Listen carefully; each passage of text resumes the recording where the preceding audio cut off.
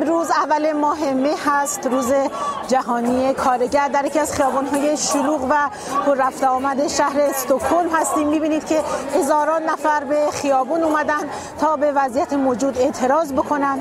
پرچم‌هایی رو با خودشون حمل می‌کنن که شعارهاشون رو در اون با خودشون فریاد می‌زنن. شعارهاشون در رابطه با وضعیت جامعه بهتر، با رفاه بیشتر و سود کمتر هست. طبق روال هر ساله حزب کمونیست کارگری هم در این تظاهرات شرکت میکنه تا صدای اعتراض کارگران در ایران باشه و به وضعیت کارگران اعتراض میکنه. از طرف دیگه پرچم‌هایی رو میبینید که با خودشون حمل میکنن. در اونها ما از وضعیت کارگران داریم، از آزادی کارگران داریم، آزادی تشکل‌های کارگری داریم. عکس‌هایی رو اعضای حزب کمونیست کارگری با خودشون حمل میکنن. این عکس‌های کارگران زندانی هست. از طرف دیگه خیلی جالب هست، بسیار زیباست که پرچم سرخ مارکس رو ما داریم که به اهتزاز در اومده و ایده های انسانی مارکس رو مردم فریاد میزنن در خیابان‌های استکهلم.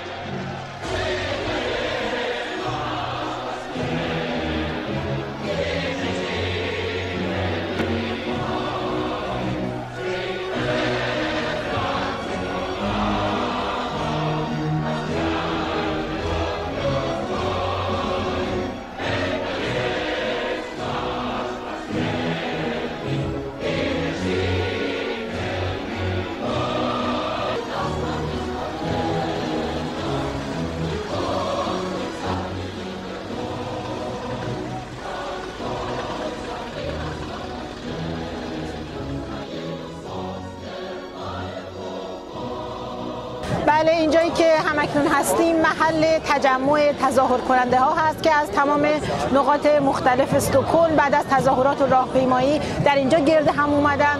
میز کتاب دارن، صحبت میکنن با هم دیگه، اطلاعیه هاشون رو پخش میکنن، سخنرانی دارن.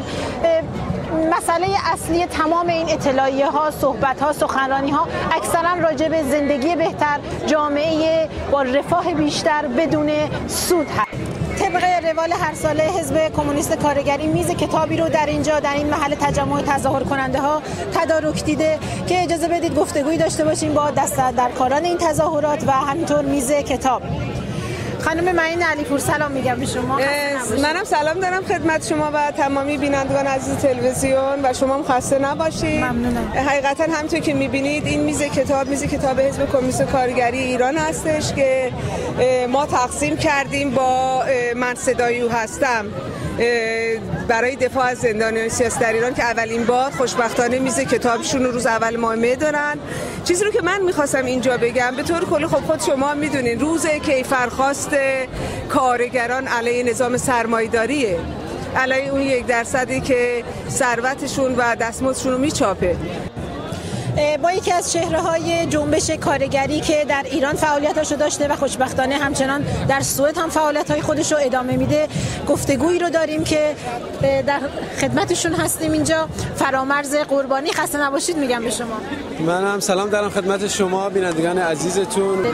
چه اقداماتی رو در برنامه‌ریزی خودتون برای آینده دارید به عنوان کسی که صدای کارگران در اینجا هستید؟ چندین نشست داشتیم با اتحادیه‌های کارگری و به طور اخص و مشخص با بزرگترین اتحادیه کارگری اینجا LO که بتوانیم از طریق این اتحادیه‌های کارگری که انسجام و سابقه زیادی رو دارن در کشور سوئد بتونیم از طریق اینا صدای کارگران ایرانی رو به گوش تمام دنیا برسونیم.